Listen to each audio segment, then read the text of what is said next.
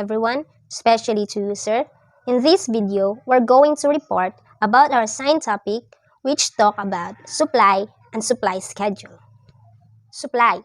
Supply is willing and able to offer to the market at various prices during period of time. It is a fundamental economic concept that describes a total amount of a specific good or service that is available to consumers. It is also referred as in terms of price, time, and considers the stock and market price of the product. From the word itself, supply, it is understandable nga, supply, it is the one who give and provide something that we need.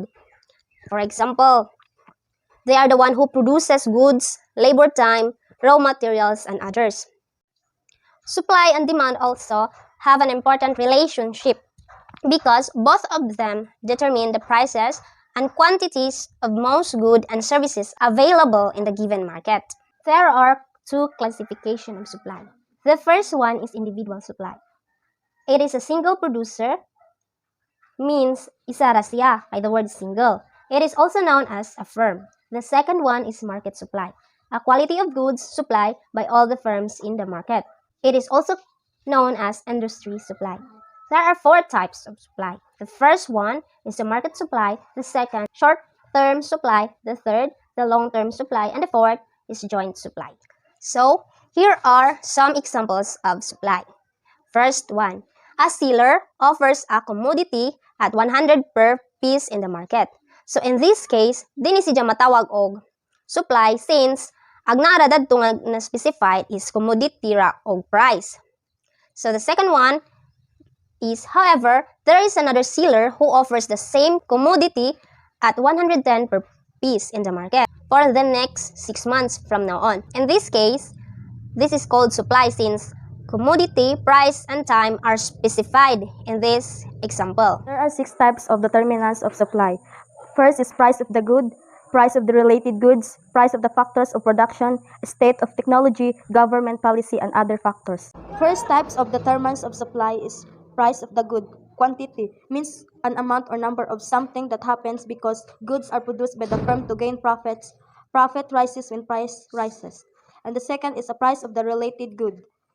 Rise in price of related good makes it more profitable, means producing good or helpful result or effects for the firm to produce and sell. And the third is the prices of the factors of production.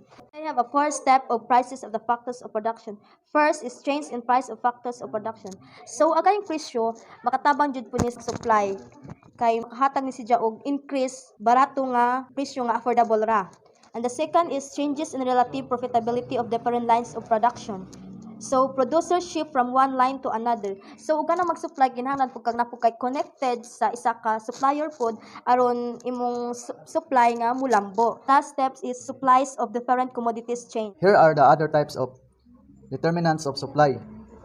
First is government policy. Imposition of commodities, tax increase cost of production. Tungod kuno sa mga taxes, nagkamulisod ta tungod sa pagmahal sa mga pamaliton. And subsidies reduce the cost of production which increase firm supply. Ang subsidy ning ubos tungod sa pagsaka sa mga produkto sa mga kumpanya nga nagsupply. And other types of determinants of supply is state of technology. And the last one is other factors. Government, industrial, and foreign policies. Goals of the firms, market structure, and etc. Supply schedule. What is supply schedule? So here we go. Supply schedule is a tabular representation of the various quantities of commodities that are supplied by a supplier in a different price level over a period of time. Supply schedule shows the relationship between the price of good and the quantity of the good supplies. So, supply schedule nagrepresent ni siya sa lain-lain nga gidaghanon sa mga pamaliton nga gihatag sa usa ka supplier sa lain-laing level sa price during a period of time. And it shows the relationship tali sa presyo sa mga daghang pamaliton nga gisupplies sa usa ka supplier. There are 2 types of supply schedule. First, individual supply schedule. Individual supply schedule is a tabular statement of the various quantities of product that is supplied by an individual or a firm at the various price level over a period of time, with all the factors being constant.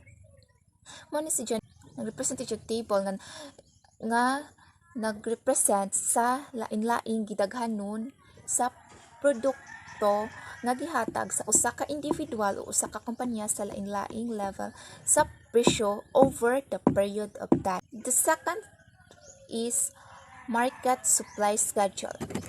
Market supply schedule is a tabular statement of the various quantities of the product that all the suppliers in the market are willing to supply at the various price level during a specific period of time. It represent gihapon sa gidaghanon sa produkto nga ang tanang supplier sa merkado andam sa paghatag sa mga lain-laing presyo over a specific period of time. The importance of supply schedule.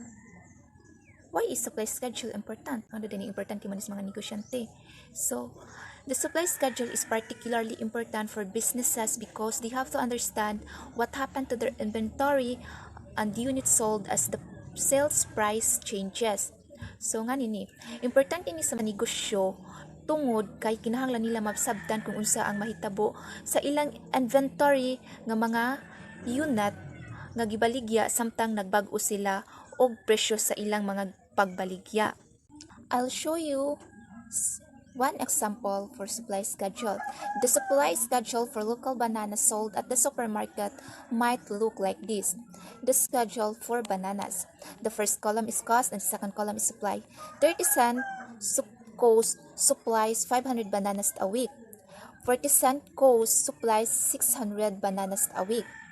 50 cent cost 775 bananas a week. 60 cents cost supplies 1,000 bananas a week. The supply schedule shows you how the supplies changes when you increase or decrease the price. So nagrepresent siya kung unsa ang mahitabo kung imong i-increase or i-decrease ang price sa imong negosyo. As you can see from this supply schedule, when the price goes from the cent to 60 cents, the amount of bananas supplied goes up. Na imong makita nga nag 30 cent up niabot siya to 60 cent. Makita jud nimo nga imong supplied ni padagan og maayo ni saka. So this is all about the scheduled supply.